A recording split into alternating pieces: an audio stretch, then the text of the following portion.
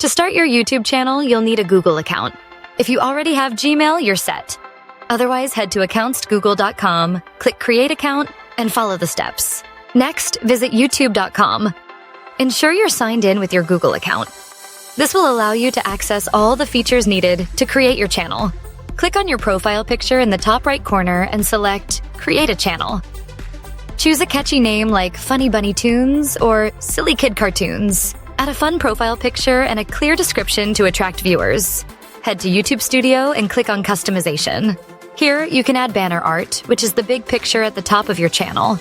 Write a channel description to let viewers know what kind of cartoons you create. Optionally, add links to your Instagram or website. Click the Upload button, which looks like a camera with a plus sign. Select your cartoon video file and fill in the title, description, and an optional thumbnail. If it's kid-friendly, set it as Made for Kids.